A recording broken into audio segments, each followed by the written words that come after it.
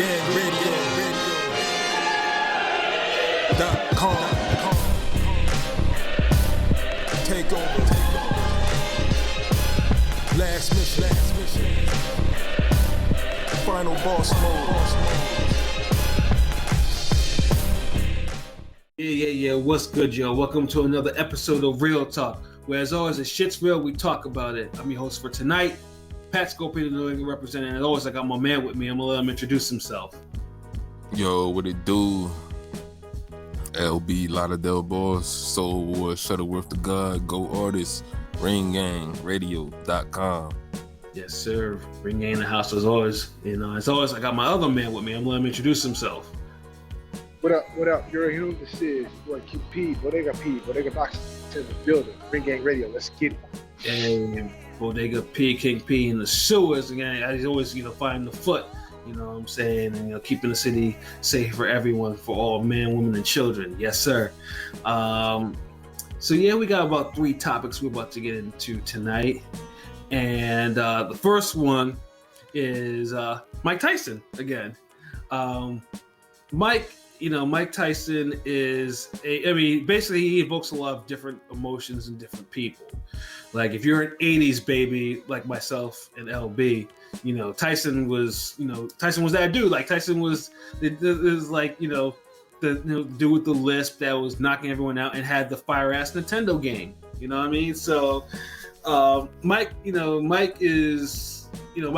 he was everywhere. He's been immortalized in all types of shit.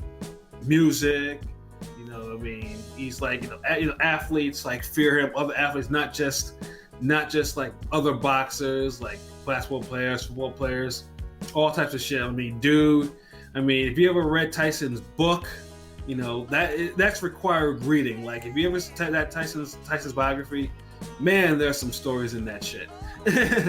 There's some wild stories. Like Mike Tyson is out there, man. And of course, his past. It's good to see him now alive. Like, you think someone like Mike Tyson would have a bad ending. And it's nice to see that it's not the case. He's still out there. He's doing his thing. He's 53 years old. He's healthy. He has the gray beard and everything like that, though. But he's on the level for the time being. And of course, he put out that video with him hitting the mitts, and everyone got excited. And all celebrities, other athletes, and everyone was like, "Ooh, ah!" And then also too, one of the other things I also noticed that there's a lot of negative comments about Mike Tyson. And I think that, and mostly they're regarding his career. And 99% of you wouldn't say that to his face. Exactly, but for some reason, Mike Tyson does not get, Mike Tyson's career and his skills and his skill set, for some odd reason, does not get a lot of fans. Because basically, I'm guessing, I don't know if it's just it's a different generation. Ellie, maybe you want to weigh in, maybe why people don't hold Tyson. Yeah, because a lot of people for like maybe the last 10, 15 years, they just have secondhand info on him, secondhand everything. It's not they don't share an authentic experience of him boxing or being talked about as the top of the sport, like in his prime doing shit. Right. So they can only really speak on news clip articles and sensationalism and shit like that. So you kind of know who you're dealing with once they start letting out key things, and they start saying, he ain't never fight nobody, which is bullshit. He didn't do nothing. He didn't have a lot of title defenses. He didn't have skills. And they start just saying shit. It's like a perfect one example. Like whenever someone says off rip that Durant loses to Floyd at 135, and when I ask them why, and they say, "Oh, because he don't have a defense," or he don't move his head, because he quit against Leonard. Like the first thing in my mind, I'm like, you don't know Durant. You haven't seen him fight. Anybody who's seen Durant fight know he moves his head and You know, he's not just gonna walk up right there and get pot shotted. So, right, you know, so and that's just how I look at people when they say Tyson ain't fight nobody. Yeah, no, ain't fight anybody. Oh, okay, yeah, all right. Keep in mind, Mike Tyson was the first undisputed. Like when Tyson debuted in 1985, the titles were splintered. I mean, back then it was only 3. The WBO was not in existence yet. The WBA, WBC, and IBF. They were all splintered. And, you know, the 80s, unfortunately, and this could probably be for another podcast maybe, the 80s had a lot of different alphabet champions. Some decent, some not decent. You know, and basically you know, I'm gonna just cut it out. I'm gonna cut the explanation in half for you real quick. Save you some time. Picture the 154 division now, but picture it in the 80s at heavyweight, and just how everybody just holding on to the belt once or twice. Facts. One dude has a title defense. That's a good analogy. He lose the next fight. That's how it was basically. You know, there was a lot of transitional champions. There's a lot of transitional champions. Yeah, no. A lot of people became champ that when it become champion, no other era. But that's the thing, and I think that's one of the things that unfortunately people use unfairly against Tyson is that the era that he dominated, in retrospect, was like when you look at it now, yeah, a lot of those guys wasted potential. Like it was kind of the dark era of the heavyweight division. But he cleaned it up. Like we always give props to Hopkins for cleaning up middleweight, but like but the people who really know he ain't really clean shit up at middleweight like that.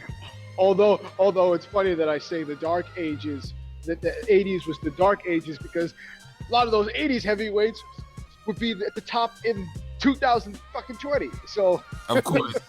Yeah, like 80s heavyweights never lacked for any talent. Like they were talented players, they just had a lot of vices and problems. And Witherspoon would be a champ right now. Fucking yeah. Tony Tubbs could be a champ right now with more than one belt. Yeah, exactly. You telling me Wilder gonna beat Pinkleton Thomas? Yeah, or you know, I mean, hell, I mean, even Bone Crusher. I think Bone Crusher was probably the weakest out of all of them. I think even Bone Crusher would have had a reign in this era. You know? Yeah. So mind you, it's like you took one guy who came in there like a bat out of hell and just beat all the damn underachievers and overachievers in one fell swoop until he kind of underachieved himself. And keep in mind that Mike Tyson is still the youngest heavyweight champion of all time. Dude won the heavyweight title at 20. At 20 years old. And you see all the boxing records has been broken within the last 30 years. You know that one's never getting broken. Exactly. You know. Yeah, boxing would be super progressive for it to revert back to where a 20-year-old could become the youngest heavyweight champion. Like, yeah, exactly. But they got the sport. Like we just finished telling you how they got the training wheels on Tank. And, yeah, and we saying it nice. We like Tank. You know what I'm saying? But then, like I said, Mike Tyson, and it's not like Mike Tyson. Yeah, he won a heavyweight title. He was one and done. No, Mike. You know, and this, one thing that Don King was always good about is unifying belts. Dude loved his unifications. So basically, that's where he steered Tyson towards. You know, he knocked off Burbick for the WBC. He knocked off Bone Crusher for the WBA. He knocked off Tony Tucker for the IBF. You know, he cleaned up, and also he beat up former champions like Tony Tubbs, Pinkland Thomas. You know, then he went and got the lineal title. Yes, exactly, from Michael Spinks. And then nobody could say, well, he ain't beating the man who beat the man. Right? Yeah, like dude and he did this all in his 20s, early 20s, and compare that now with someone like a Wilder, who waited until he was in his 30s for a step-up fight or to his title shot, and even through his reign, never attempted to unify his belts or clean up the division, but then Mike Tyson, for whatever reason, and once Mike did, Mike still held on to them belts for a little bit more. You know what I'm saying? Yeah. Like, Mike, Yeah, that's the thing. Wilder doesn't beat any of those guys in Tyson's reign, though. Like, right. And then, but it's like most people don't want to use, for whatever reason, don't want to use their common sense with Mike Tyson's career. And then the big stickler, oh, he lost to Buster Douglas. Ooh, he lost to Buster Douglas. I mean, Buster Douglas, he overachieved that night and he fought the fight of his life. Like, he didn't, Tyson ain't lay down, and that's true. And this is another thing. Buster Douglas could fight. Buster Douglas was not, was a talented fighter. Buster Douglas could punch. Buster Douglas had hand speed. Buster Douglas was a good fighter. His only issue was mental. He wasn't a druggie or anything like that, but dude just mentally was never ready to fight. But even then, dude has beaten 4 heavyweight champions in his career. 4. Like I said, we gotta just be real. Like, boxers are flawed. Like, some of them have flaws that they can manage and overcome. Some of them don't. And when it comes down to when you're evaluating a fighter's career and his skill level and everything, whether they overachieve or underachieve, like Tyson, you could say he underachieved a little bit, because only in the sense that the potential you saw was like all-time great levels. Right, because now, and this is where I want to talk about Tyson's skill set. Tyson was not a flawed fighter on his skill set. Tyson, I know most people focus on Mike Tyson and his power. Yes, he had power. He had lots of power. He had combination speed. Mike Tyson was a sound defensive fighter. His head movement was incredible. Mike Tyson was hard to hit clean over and over again, which is what made Buster Douglas' fight look a little bit more spectacular, because Buster Douglas had a strategy to keep Tyson at bay and to hit him consistently. But Mike Tyson himself, the defense. That's the thing is, like, Tyson's style, like, his skills didn't have the flaw. The flaw was in his character. It was like the mental, the whole unraveling after Kevin Rooney left. The whole, the whole bully aspect. You stand up to him, you push him back. That was his flaw. Right. Just how, like, Buster Douglas, his eating problem, his self-confidence outside the ring, that was his flaw. As far as his boxing, there's a difference. People gotta understand, like a lack of skill, like a weakness and a flaw. Like Oscar Valdez, for example, like, he was skilled enough to make easier fights with the competition he had. But his flaw is that he couldn't. Meaning that, like,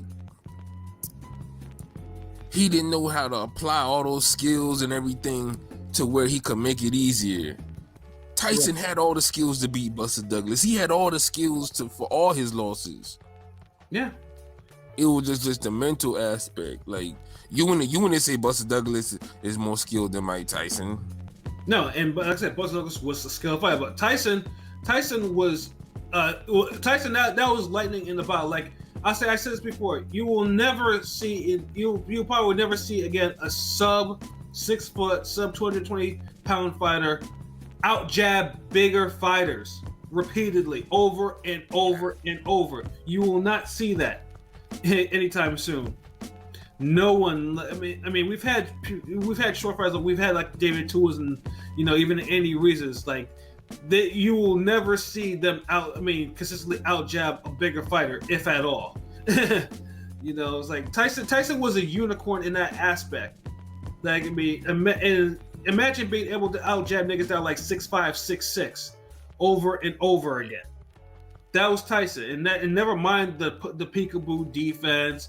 Never mind a big a heavyweight rattling off 5 to 8 punch combinations on fighters, clean, fast combinations. And that's the thing, is like a lot of times he bodied the guys that other people struggle with.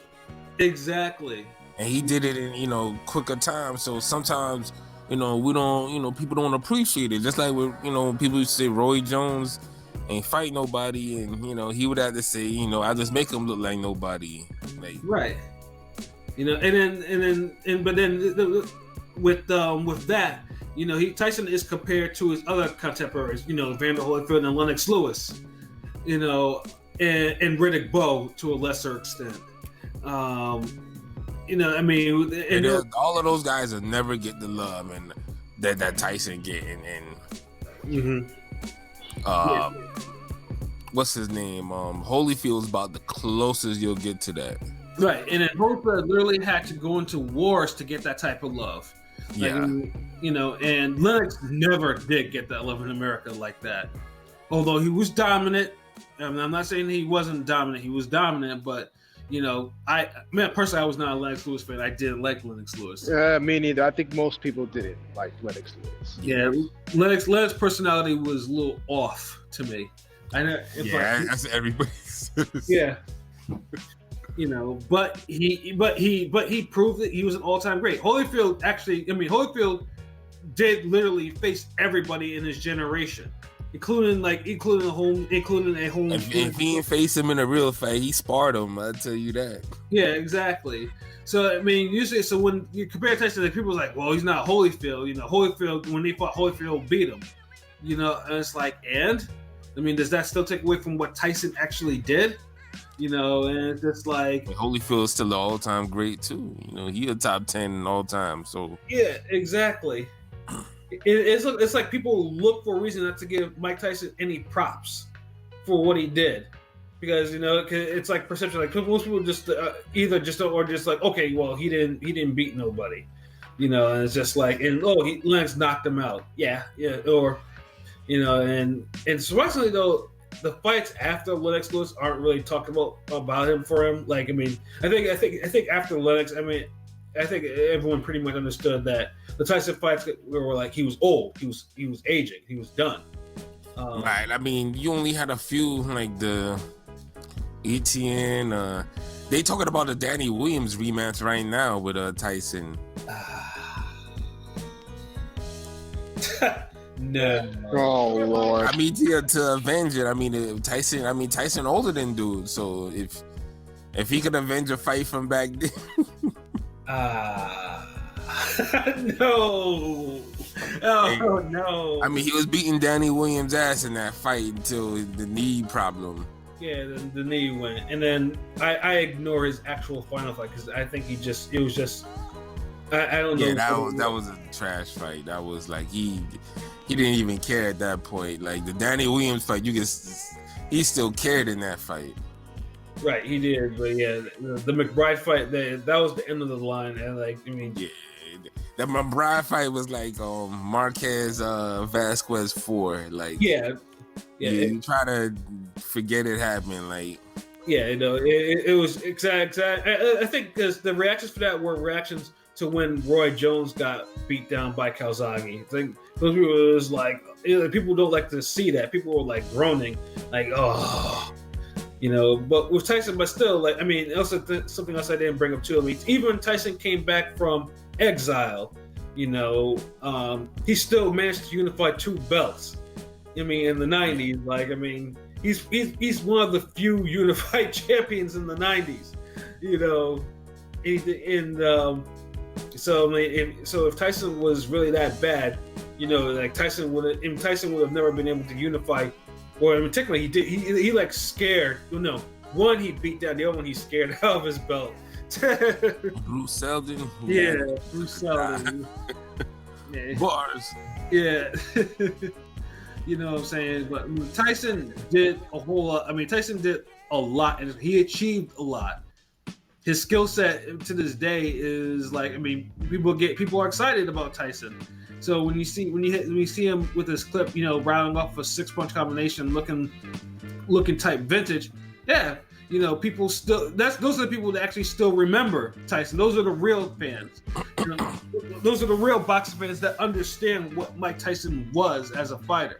Yeah. So at the end of the day, just put respect on his name.